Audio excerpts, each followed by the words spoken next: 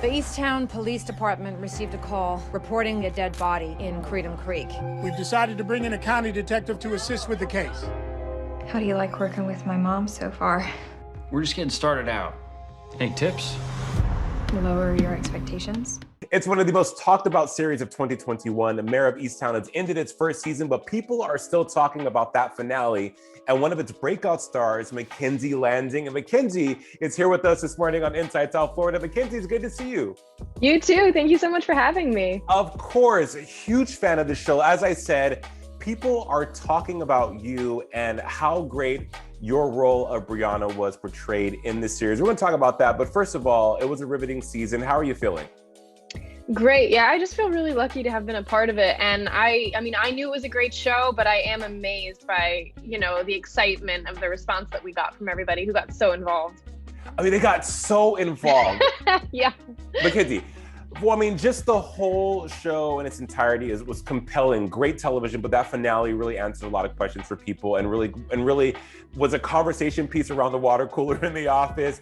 Working alongside Oscar winner Kate Winslet, you had Evan Peters, Jean Smart, such an incredible ensemble. What was the experience like on set, and what was that like for you going on that journey with them?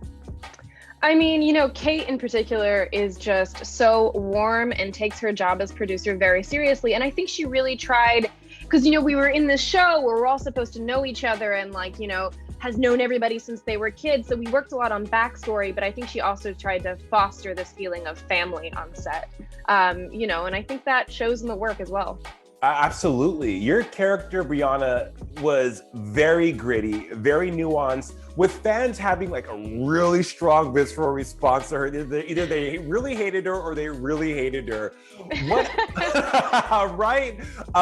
What aspects of your own life and your own experience did you bring into embodying Brianna? How did you bring real life experience into the character?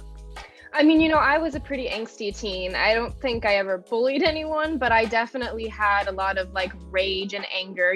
Part of that was not being true about who I was at the time. And so I could relate to that feeling of just wanting to get out of your small town and having all this pent up anger and not knowing where to put it. And then you just change your circumstances slightly to be someone who's from maybe a less supportive family, whatever it is, so that anger then gets bottled up and, unfortunately gets directed at the wrong person. Right. Yeah, I would agree. Again, such a nuanced character, and you did such an incredible job taking on Brianna. First, happy Pride Month. Happy Pride Month. Thank you. Happy Pride to you. Absolutely. You moved through the world as LGBTQ+.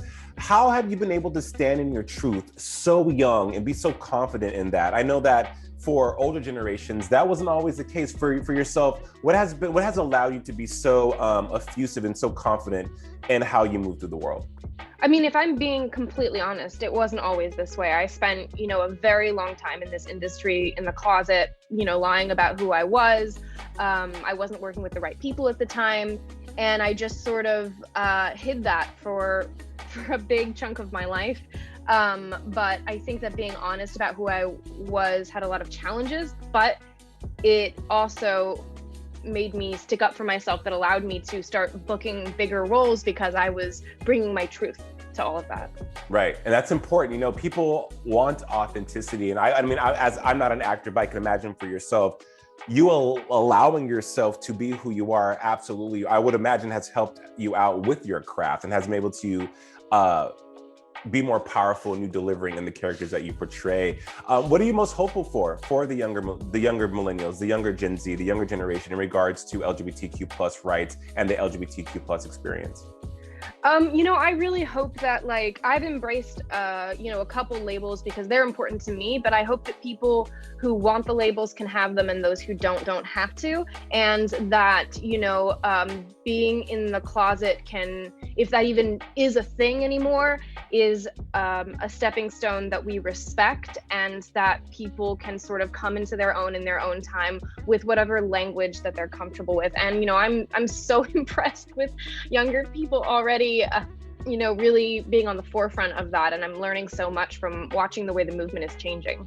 It's changing vastly so quickly, but as you said, it's impressive how this younger generation is owning it. There's such autonomy to that. And they're able to be a little bit more unforgiving, and they're very relentless in who they are. And it's such a beautiful thing to see. And I'm glad that they have that for them now, because as I said before, generations before didn't have that privilege. And that's a privilege that Pride and Stonewall has brought to us because of the sacrifices they made years ago. So it's definitely a beautiful thing. With that said though, how are you celebrating Pride this year? Mackenzie, what's on the menu? I mean, I'm going to party. I'm also gonna, you know, do some activism stuff. I'm definitely going to the Queer Liberation March. So if you're coming, I hope to see you there. Yeah, but also with just having conversations with my other queer friends about how we can give back to the community to make sure that Pride can be proud, but also still be a resistance and pushing forward things that we need to change. Mackenzie Landing, you are a star, and we are so excited for everything you have coming up in the future. Thank you so much for hanging out today on Inside South Florida. Thank you so much for having me.